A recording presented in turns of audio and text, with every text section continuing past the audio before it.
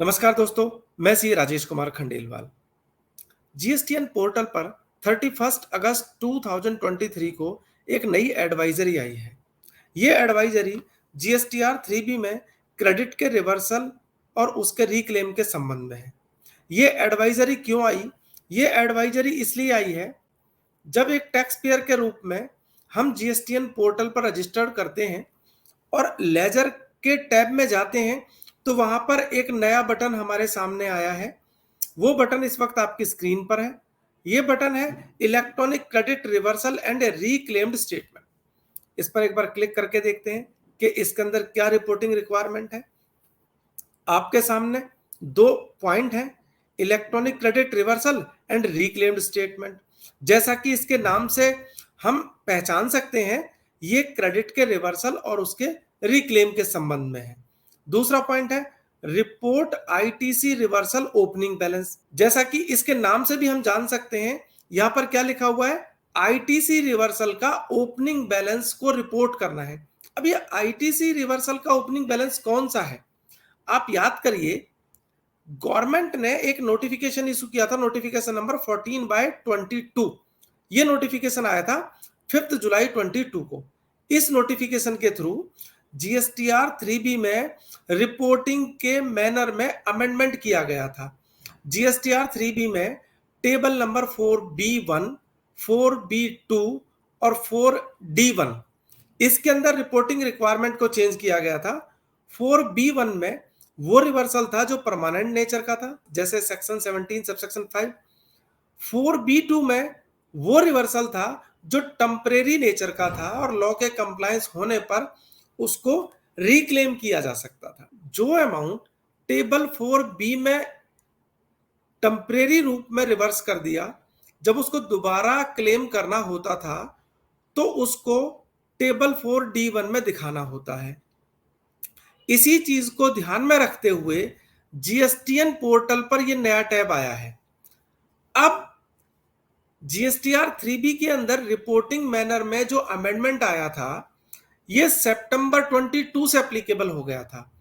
सितंबर 22 से क्या करना था? यदि आईटीसी 4A5 में आता है और according to section 16, according to section 17, उसका उस टैक्स पीरियड में एलिजिबिलिटी नहीं बनती है क्लेम करने की, किसी नेक्स्ट टैक्स पीरियड में एलिजिबिलिटी बनती है उसको क्लेम करने की, तो टेबल 4A5 में लेने के बाद उसको टेबल 4B2 में रिवर्स करना था। ऐसा हमें करना था सितंबर 2022 से। अब जो ये जीएसटीएन पोर्टल पे टैब आया है, ये क्या कहते हैं कि आपका ऐसा सारा का सारा आईटीसी जो आपने टेबल 4B2 में दिखाया हुआ है और जिसको अभी तक आपने रिक्लेम नहीं किया है, उस सब का आप टोटल करिए और एज ए ओपनिंग बैलेंस आपको उसको यहां पर रिपोर्ट करना है। आपके सामने स्क्रीन पर आया हुआ है declaration of opening balance of accumulated ITC reversal which is pending for reclaim as on 31 August 2023, यानी कि 31 अगस्त 2023 को ऐसा आईटीसी जो आपने टेबल 4B के 2 में दिखा दिया है और अभी तक उसको रिक्लेम नहीं किया है, वो अमाउंट आपको इस टेबल में रिपोर्ट करना है। और जो ये एडवाइजरी आई है, अमाउंट के इसी रिपोर्टिंग के संबंध में है। यहां पर इसके अंदर ये बताया हुआ है, जब आप इसको फर्स्ट टाइम रिपोर्ट करेंगे तो आपको 31 अगस्त 2023 तक का जो बैलेंस है वो रिपोर्ट करना है। ये रिपोर्टिंग आपको 30 नवंबर 23 तक कर देनी है।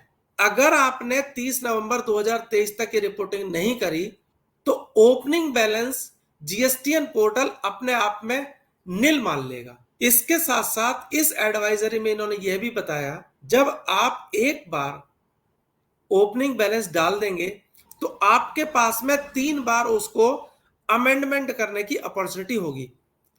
आपने अमाउंट रिपोर्ट कर दिया, बाद में आपको पता चला वो अमाउंट गलत है, आप उसको एक बार करेक्ट कर सकते हैं, 2 बार करेक्ट कर सकते हैं, 3 बार करेक्ट कर सकते हैं। उसके बाद आप करेक्ट नहीं कर पाएंगे। लेकिन आपको रिपोर्टिंग करनी है 30/11/2023 तक। 30/11/2023 के बाद 31 दिसंबर 2023 तक आप उसको अमेंड कर सकते हैं, लेकिन आप उसको रिपोर्ट नहीं कर सकते। फ्रेंड्स, ये ध्यान रखना, बहुत इंपॉर्टेंट एडवाइजरी है और बहुत सावधानी से आपको ये अमाउंट रिपोर्ट करना है।